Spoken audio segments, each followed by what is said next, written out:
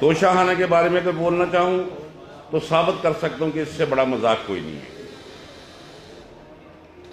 آپ جلسے کی بات کر رہے ہیں جی، قانون کسی کو اجازت نہیں دیتا جو ایبسکانڈر ہو کہ وہ آئے اور سرنڈر کرے کورٹ کے سامنے۔ کورٹ کے سامنے سرنڈر کرنے کا کوئی قانون میں ہے ہی نہیں راستہ۔ اور یہاں باتیں ہو رہی ہیں جناب نواز شریف آئے گا اور بس جلسہ کرے گا، اس کے بعد اسے پروٹیکٹیو بیل میں برباد ہو جائے گا قانون۔ میں بالکل توقع نہیں کرتا ہوں موجودہ جوڈیشری سے۔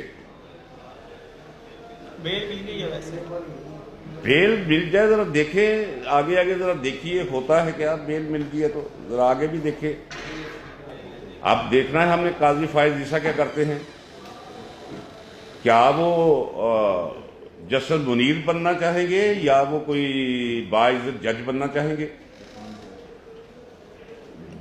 سپریم کورٹ جو ہے وہ اس نے دیکھنا چیزوں کو، بیل مل گیا تو ابھی آپ انتظار کریں، کچھ نہیں، ٹھیک ہو۔ لیکن اس ملک میں کچھ بھی ممکن ہے، یہاں کیا کچھ نہیں ہوا، لیکن سوال یہ ہے کہ اب جو کچھ یہ کرنے جا رہے ہیں اس کا نتیجہ انتہائی تباہی اور بربادی کی شکل اور صورت میں نکلے گا۔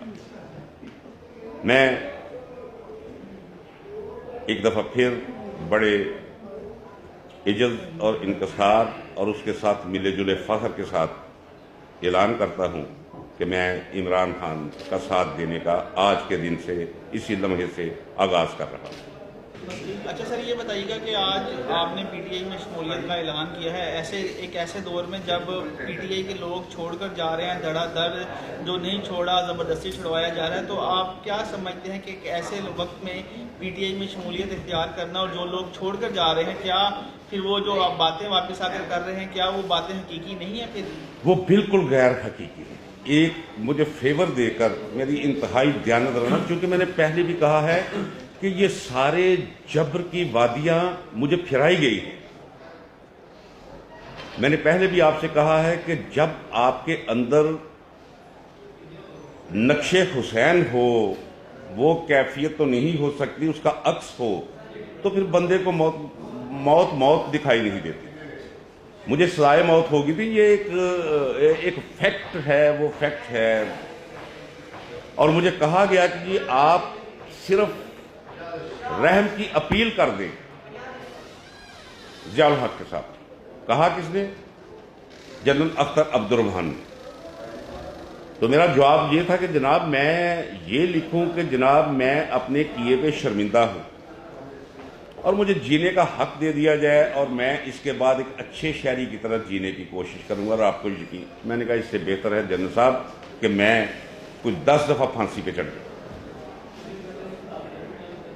ہم کسی اور سانچے میں ڈھلے ہوئے لوگ تھے، آج کے لوگ جو ہیں کسی اور سانچوں کے ڈھلے ہوئے لوگ ہیں۔ فرق یہ ہے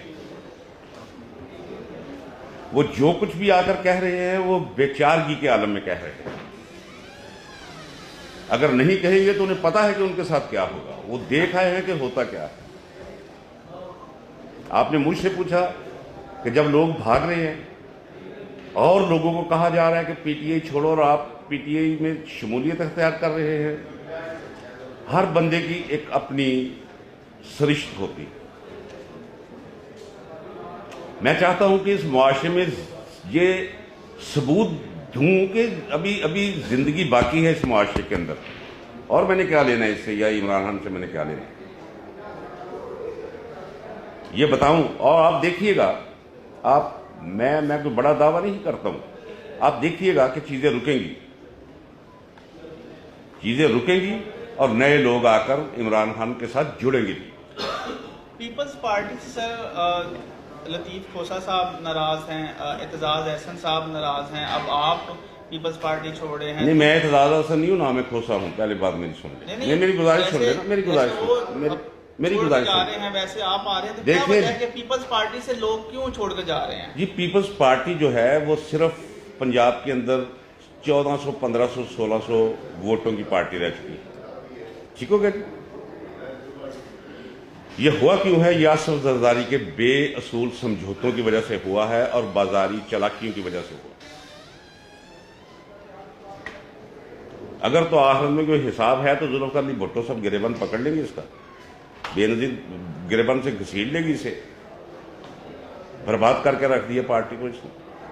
وہ پارٹی جس کی رگوں کے اندر میرا خون ہے، مجھ جیسے ہزاروں لوگوں کا خون ہے، میں تو بچ گیا پھانسی سے، پھانسی چڑھ گیا لوگ، اور پیپلز پارٹی زندہ باد کے نعرے لگاتے ہوئے پھانسی پہ چڑھے ہیں۔ تو میں بھی بالکل تیار تھا، مینٹلی آئی واز پریپیئرڈ، وہ تو بچ گئے ہوں، پتہ نہیں وجہ کیا ہے۔ آئندہ الیکشن میں آپ کو عمران خان صاحب نظر آ رہے ہیں، اور الیکشن کب ہونے جا رہے ہیں؟ کیا سیاسی حزب کیا کہتی ہے؟ اگر نواز شریف کو یہ وہم ہے کہ الیکشن ہو جائیں گے تو مجھے شک ہے کہ الیکشن نہیں ہو۔ معاشی ایجنڈا آپ کے سامنے آئے گا کہ جی پہلے معیشت سنوارو، پہلے تھا نا، پہلے اقتصاد پھر اب یہ معیشت کا ایجنڈا انہوں نے لے لیا۔ آپ ان کی ذرا دیکھیں نا، ان کے اہداف و مقاصد دیکھیں، ان کی باڈی لینگویج دیکھیں، وہ کوئی نگرانوں والی کوئی نہیں ہے۔ چلا آگے موہرے بٹھا کے گزارش ہے کہ بس اب کافی ہو گیا، ملک اور قوم کے ساتھ زیادتی اخیر ہوگی، خدا کے لیے بند کر دے۔ یہ تو ملک جو ہے وہ، میں یہ تو نہیں کہتا کہ وہ تو ہندوستان اندر ٹپک پڑا تھا اور وہ ہو گئی علیحدگی۔ اگر علیحدگی نہیں تو ناراضگی دن بدن بڑھتی چلی جائے گی، ریاست سے یقین اٹھتا چلا جائے گا۔ عدالتی نظام تو پہلے ہی لوگوں کی نظر میں جو ہے وہ آئین تو رہا ہی نہیں، 90 دن میں انتخابات کہاں ہے، کیا ہوا؟ کوئی آئین نہیں، کوئی قانون نہیں۔ یہ قانون، یہ آئین صرف رہ گیا اگر کسی کا حد سے قتل ہو جائے تو چلو اس کا بدلہ وہ سزا مل جاتی ہے۔ اچھا سر، آپ بتا رہے تھے کہ آپ نظریاتی رہنما ہیں، کارکن رہے ہیں پہلے، اور یہ عمران خان کے ساتھ آپ دینے کا مقصد کیا ہے؟ کہ کیا عمران خان ذوالفقار علی بھٹو اور جو ہے ان کے نقشے قدم پر چل رہے ہیں، ملک کے لیے چل رہے ہیں، اس لیے آپ نے اپنا نظریہ چینج کیا ہے؟ دیکھیں، مزاحمت اور مزاحمت کے دائرے میں کھڑے ہو کے استقامت، اس سے بڑا کوئی خوبی نہیں ہے کسی میں۔ وہ جو کہتا ہے ٹھیک ہے، اسے سمجھ نہیں ہے، کہتا دل سے، چور وہ نہیں ہے۔ میں دیانتداری سے سمجھتا کوئی مجھ سے اختلاف کر سکتا ہے، درد اس کے اندر پورا ہے۔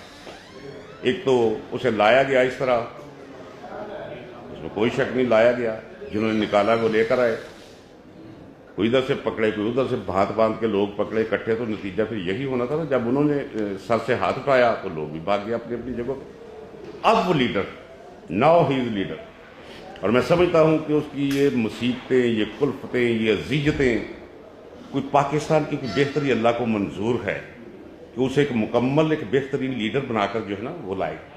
عمران خان صاحب سے ملاقات کا ارادہ آپ جیل میں؟ جی میری 2-3 ملاقاتیں پہلے ہیں، میں نے جوائن نہیں کیا، مجھے ابھی جیل دعوت میں دی۔ جب ہیں وہ ملاقات کا ارادہ رکھتے ہیں، یا پی ٹی آئی سے آفیشلی طور پر آپ کے حوالے سے کوئی پریس ریلیز سامنے آئے گی ہمیں کہ آپ نے جوائن کر لیا ہے پی ٹی آئی کو؟ جی بالکل آئے گی، بالکل آئے گی، بالکل آئے گی، پی ٹی آئی کو جوائن کر لیا ہے۔